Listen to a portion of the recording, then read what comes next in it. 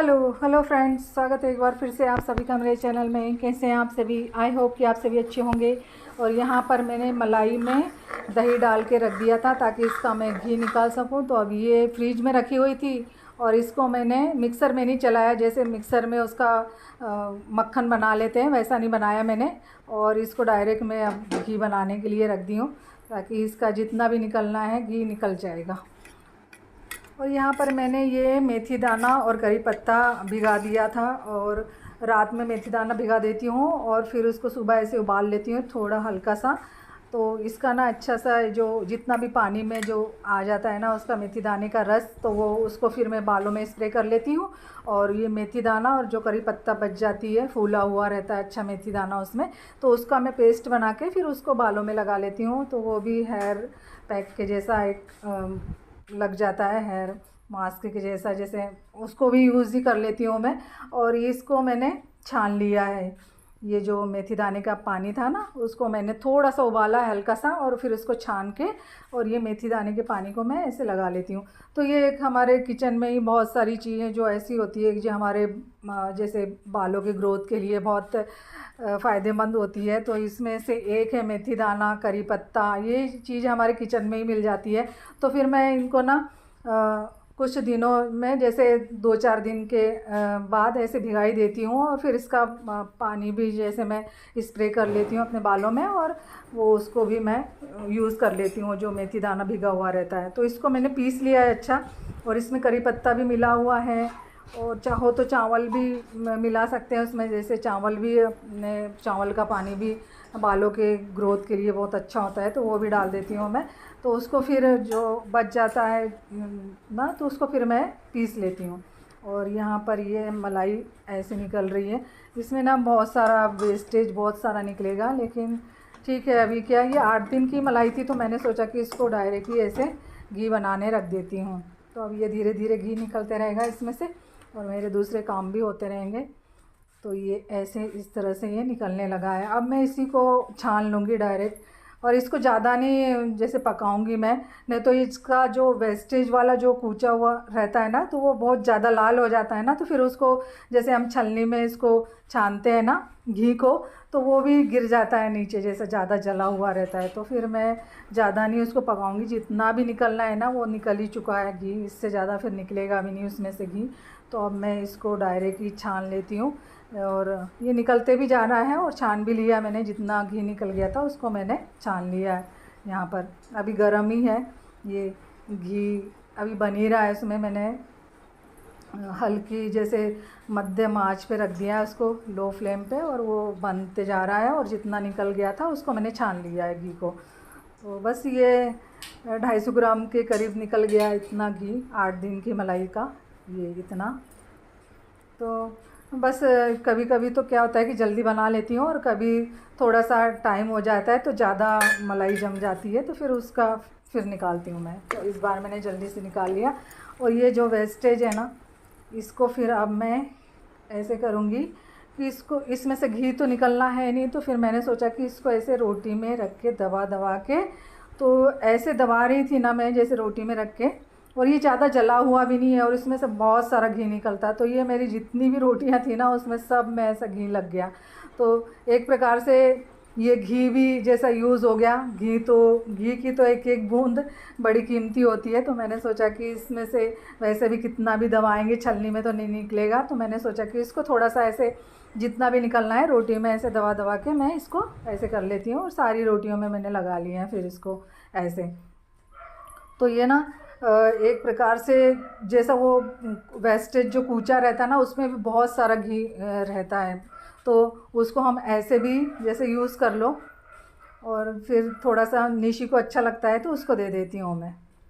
और ये ना बहुत सारा प्रसाद मिला हुआ है, जैसे जय के फ्रेंड्स कहीं गए होंगे जैसे खाटू श्याम, तो उन्होंने ये दिया है। तो बहुत सारा प्रसाद है इसमें, ये खड़ी मिश्री भी है ना, और ये ड्राई फ्रूट और ये नारियल के बड़े बड़े टुकड़े। तो मैंने इनको सबको अलग कर लिया है। अब मैं इसका बनाऊंगी लड्डू।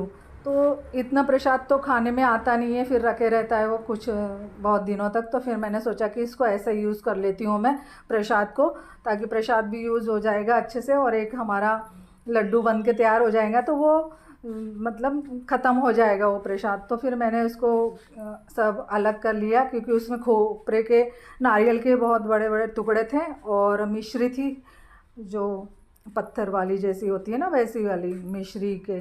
तो फिर मैंने उसको अलग कर लिया। और ये इसमें थोड़े से मैंने ये गोंद भी तल लिया है मैंने। वैसे तो अभी गर्मियों में गोंद का यूज़ नहीं करते, लेकिन मैंने थोड़ा सा डाल दिया, क्योंकि लड्डू में ना गोंद जैसे तल के डालो ना तो बहुत अच्छा टेस्ट बढ़ जाता है, फिर लड्डू बहुत अच्छे लगते हैं, वो मुंह में आते हैं ना, चबाते हैं गोंद तो बहुत अच्छा लगता है फिर लड्डू। और इसको मैं थोड़े से आटा भूंज लेती हूँ, आटे के ही लड्डू बनाऊँगी मैं। तो आटा भूंज लिया है मैंने अच्छा सा घी में, पहले गोंद तल लिया था, फिर वही घी में मैंने आटा सेक लिया है अच्छा। और इसमें थोड़ा सा बेसन भी डाल दिया था ताकि और टेस्टी लगे ये लड्डू। और ये गोंद जो तला था ना, तो इसको ना ऐसे कटोरी से ही ऐसे मैश कर लेंगे तो ये तो बिल्कुल बहुत एकदम वो हो जाते, क्रंची हो जाते बहुत। तो कटोरी से ही इसको थोड़ा थोड़ा सा मैश कर लेंगे, तो ये इसी से ही अच्छे हो जाएंगे।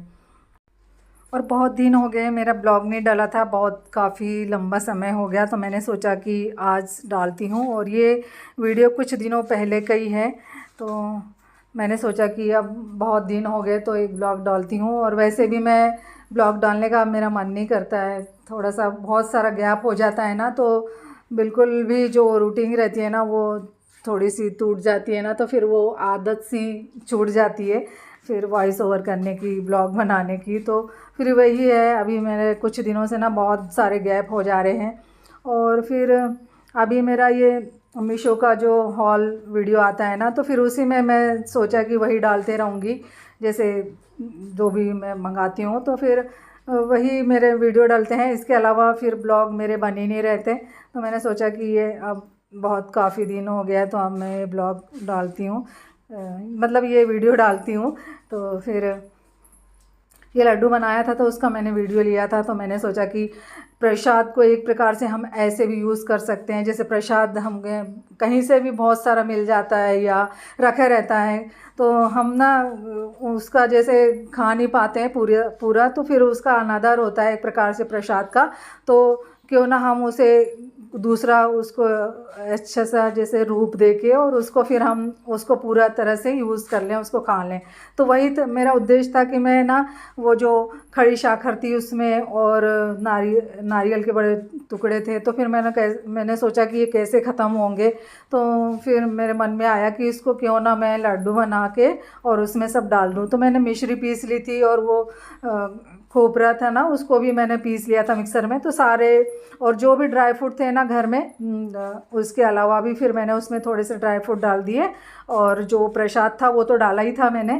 तो इस एक प्रकार से ये ऐसा लड्डू बन के तैयार हो गए। तो अब मैं ना इसमें थोड़ा सा वो भी डालूँगी गुड़, तो उसके लिए मैं चाशनी बना लेती हूँ थोड़ी सी गुड़ की। और इस तरह से मैंने सारे ड्राई फ्रूट डाल दिए, मैंने इसमें जितने भी थे थोड़े थोड़े डाले हैं, और इसमें मैं फिर चाशनी डाल दूँगी ये गुड़ की। तो इसको उबलने रख दिया है मैंने। तो ये ऐसा सूखा भी अच्छा लगता है, वैसे तो जैसे सत्यनारायण भगवान का प्रसाद होता है ना, उस तरह से ये ऐसे तैयार हो गया है। लेकिन अब मुझे इसके लड्डू बनाने हैं, तो थोड़ा सा गुड़ की चाशनी बना के मैं उसमें डाल दूँगी। और फिर गुड़ की चाशनी ठंडी होंगी जब तक का, फिर मैंने पूजा की शाम की। और फिर इस टाइम इनके आने का टाइम हो जाता है, तो बस ये रोज़ का ही काम है इनका। ऑफिस से आते समय कुछ ना कुछ लेते हुए आते हैं, और फिर हमारे निशी को तो चाहिए ही। और फिर घर के भी जैसे फल लाना है या फिर सब्जियां लानी है या फिर दूध तो रोज़ लाते ही हैं, रोज़ ही का काम है इनका। ऑफिस से आते समय ये पूछ लेते हैं कि क्या लाना है, और फिर वैसे हम बता देते हैं, फिर वो लेते हुए आते हैं। और बस ये टेबल और जहाँ पर भी ये रखने की जगह मिले ना, तो टेबल तो खाली कभी रहता ही नहीं है। जहाँ पर भी टेबल रखा हो ना, तो उसमें फिर ये ऐसी चीज़ें रखने में आती है। और हमारी निशी देखो पूरा दिल खुश कर देती है ये आने के बाद। इतना लाड बताती है। और इसे ना आम की बहुत स्मेल आ रही है, जैसे आम की तो इतनी शौकीन है ना, हम किचन में काटते हैं आम, कहीं भी बैठी रहेगी तो बिल्कुल आ जाएगी वो। तो आम तो बहुत पसंद है उसे, वैसे भी मीठी चीज़ बहुत पसंद करती है, तो आम तो बहुत ही अच्छा लगता है उसे। तो हम भी देते हैं फिर, जब भी जैसे खाते हैं ना हम, तो हम तो देते हैं उसे, जो भी पसंद है ना उसका, उसको बहुत अच्छा लगता है तो वो चीज़ सब हम जो खाते हैं वो उसको भी देते हैं। तो वो सारी चीज़ें खाती है, वैसे वेजिटेरियन है वे हमारी निशी। तो इसको ना ये आम की खुशबू आ रही है यहाँ पर अभी, और इसके लिए बिस्किट लाना तो बहुत ज़रूरी है। बिस्किट के अलावा भी उसे दूसरी दूसरी चीज़ चाहिए, रोज़ भी एक बिस्किट नहीं खाना है उसे, रोज़ अलग अलग चाहिए। जैसे वही वाली बिस्किट लाएंगे ना रोज़, तो थोड़ी देर तो खाएगी नहीं, उसको दे दो तो फिर हम बोलते हैं कि खा लो, फिर उसको ऐसे हम बोलते रहते हैं ना, तो फिर वो समझ जाती है कि खाने का कह रहे हैं, तो फिर वो खाना शुरू करती है। ऐसी है वो, बहुत नखरेली। और अभी तो यहाँ कर जैसे ये समर नाइट मेला चल रहा था, तो अभी उठने ही वाला था, तो मैंने सोचा कि एक बार और जाते हैं, देख कर आते हैं। तो ये वाले जो लहंगे थे ना, बहुत ही अच्छे लग रहे थे। इतना फ्लेयर था ना उसमें, मतलब घेरा इतना था कि जैसे 4 मीटर का घेरा होगा उसमें। तो मैंने वहाँ पर देख रहे थे सब, तो ऐसी जगह पर तो मैं रुकती हूँ जहाँ पर कि लेडीज़ जैसे कपड़े हों या तो फिर ज्वेलरी की शॉप हो, वहाँ तो फिर मैं रुकती हूँ। तो फिर मैंने देखा तो इतना फ्लेयर था ना उसमें वो लहंगे में, तो फिर मैंने तो ले ही लिया। अब बताऊँगी मैं घर जाके कि कौन सा वाला लिया है मैंने। तो वो ना जो लहंगा मैंने लिया है वो सिर्फ 150 रुपये का है। मतलब कीमत सुन के ही मुझे भी यकीन नहीं हुआ, जब उन्होंने कहा ना कि 150 रुपये का है, तो फिर मैंने सोचा कि ले ही लो, क्योंकि 150 रुपये तो आजकल सिलाई भी नहीं होती है किसी चीज़ की। ब्लाउज़ भी एक सिलने जाओ तो 150 रुपये का कोई नहीं सिल के देता है। तो मैंने सोचा कि इतना 4 मीटर का घेरा मिल रहा है उसमें। और मैं पूरी स्टोरी बताते बताते ये पूरा मेला घूम लिया है हमने। तो मैं वो लहंगे की स्टोरी बता रही थी कि वो बहुत ही मुझे बहुत अच्छा मिल गया, मतलब। और थोड़ा सा जैसे कपड़ा भी उसका जैसे कॉटन का, रेयॉन कॉटन इस तरह का है, वो कॉटन का ही है समझ लो। और उसमें जो ग्रीन कलर का है ना, तो मेरे पास एक क्रॉप टॉप है ग्रीन कलर का, तो मैंने वही चूज़ किया। फिर मैंने सोचा कि मेरी बात बन जाएगी, मुझे और कुछ उसके ऊपर कुछ लेना नहीं पड़ेगा। और चुन्नी तो हम कोई सी भी ले सकते हैं जैसे। और आपने ये देखा ही होगा, पिछले बार भी मैंने ये सब मेले गई थी तो ये सारा वही चीज़ है जो कि पहले मैं गई थी ना, तभी भी यहाँ का बताया था मैंने। तो वही सारी चीज़ें हैं, और कुछ नया कुछ भी नहीं आया। मैंने सोचा कि कुछ नई शॉप खुली होगी तो देखते हैं और जाकर, कि जैसे ज़रूरत का सामान जो भी है, और घूमना भी हो जाता है एक। और हमारी जो और कुछ ना आए लेकिन मेरी चीज़ तो आ ही जाती है, एक ना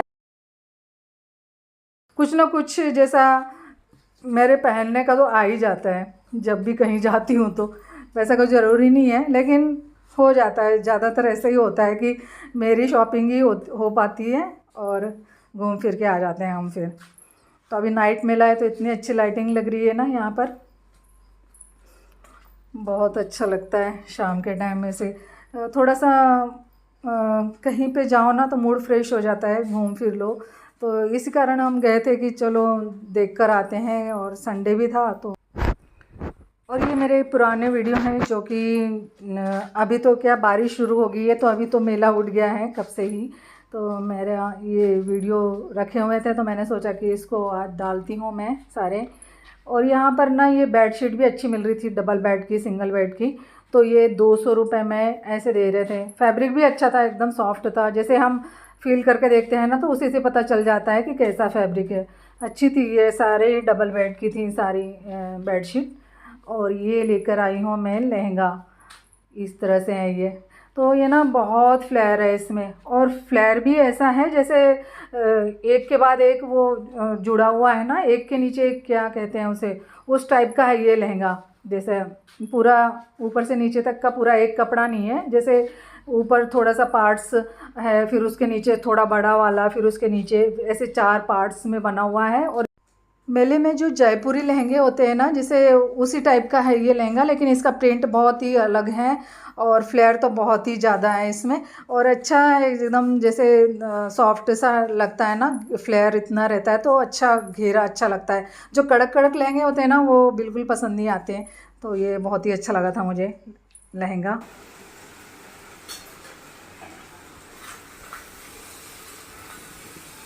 ये है कटहल के बीज। कटहल पूरा ख़राब हो निकला और उसमें इतने सारे बीजे निकले ये। और बीजे ना इतने अच्छे लगते हैं, बिल्कुल उसके जैसे लगते हैं, ये सिंघाड़े के जैसे। तो मैंने इसको उबाल लिए और ऐसे थोड़े से फ्राई कर ली हूँ मैंने नमक मिर्ची में। अब इसको ऐसे ही खाएंगे।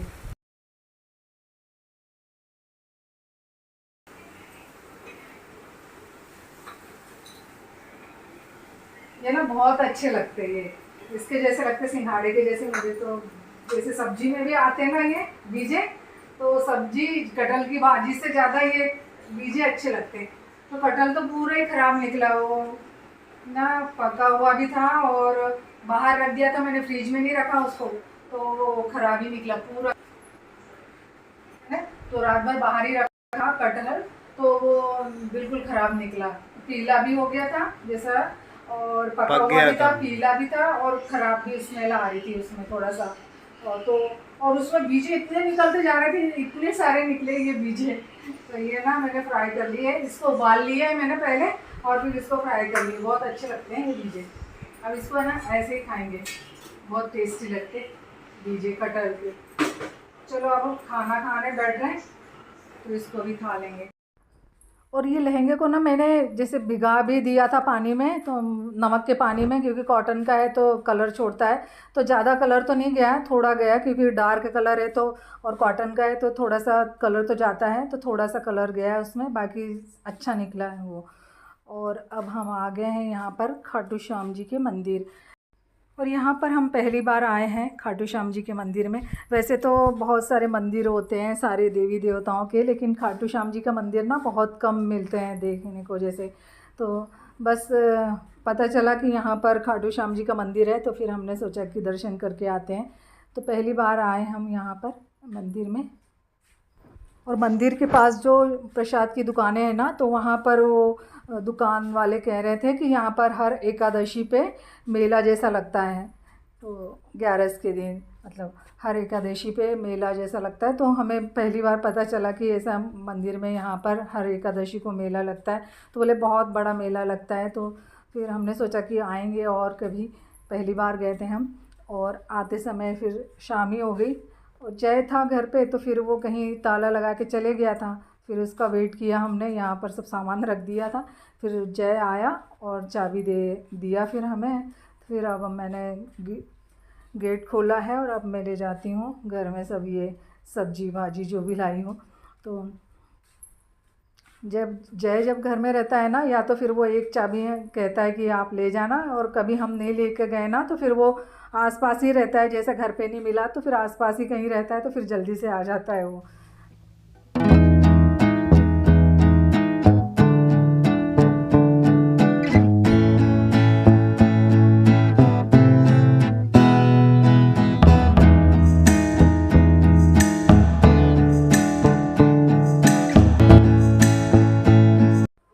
और बस कहीं भी जाते हैं तो पूरा किचन साफ़ करके जाती हूँ मैं, पूरा काम करके, ताकि आने के बाद ये ना लगे कि ये काम पड़ा हुआ है। फिर ना बहुत ज़्यादा वो लगता है जैसे कहीं से बाहर से आओ हम और पूरा फैला हो किचन और बर्तन ये। तो बर्तन तो मैं खैर रखती नहीं हूँ ज़्यादा, बर्तन तो हाथों हाथ कर ही लेती हूँ मैं। और किचन भी पूरा साफ़ करके जाती हूँ ताकि आने के बाद ना पूरा क्लीन मिले मुझे। फिर जैसा भी है, हम बाहर जाते हैं तो टाइम तो हो ही जाता है। जैसे हम ये नहीं कह सकते कि हम इतनी देर में आ जाएंगे, कुछ टाइम लग जाता है। फिर हम 9:30 बज गए थे हमें आने में। तो बस ये अभी तो आम भी मतलब जाने ही वाले हैं, तो अभी जितने समय भी आम मिल रहे हैं तो फिर लेते हुए आते हैं हम लोग। जैसे आम तो हर बार जैसे अभी सीज़न है, जब तक का खा लो, नहीं तो फिर ये मिलेंगे नहीं। तो फिर बहुत सारे प्रकार के आम होते हैं, तो कभी चूसने वाले कभी काटने वाले ऐसे ले आते हैं, तो बस सीज़न में ही खाने में आते हैं ये सारी चीज़ें। तो बस, और आज ना मैं मूंगफली भी लाई जो कि गीली वाली थी, पहली बार लाई हूँ। जैसे सीज़न की अभी तो नहीं मिल रही, शुरुआत नहीं हुई, लेकिन मिल गई, मुझे दिखी तो फिर मैंने ले आई थी, तो अब उसे ही सेकने रख दी हूँ मैंने। चलिए फ्रेंड्स, ये वीडियो को अब मैं यहीं एंड करूँगी। वीडियो यदि पसंद आए तो लाइक ज़रूर कीजिएगा, और मेरे चैनल पे जो भी न्यू है सब्सक्राइब ज़रूर कर लीजिएगा, ताकि न्यू न्यू वीडियो आप तक पहुंच सके। क्योंकि ब्लॉग बनाना अब मैंने बहुत कम कर दिया है, क्योंकि बहुत मेहनत लगती है और व्यू इतने आते नहीं है और ना ही कमेंट आते हैं, तो मन नहीं करता है, इस कारण फिर ब्लॉग नहीं बनाती हूँ मैं। Bye bye.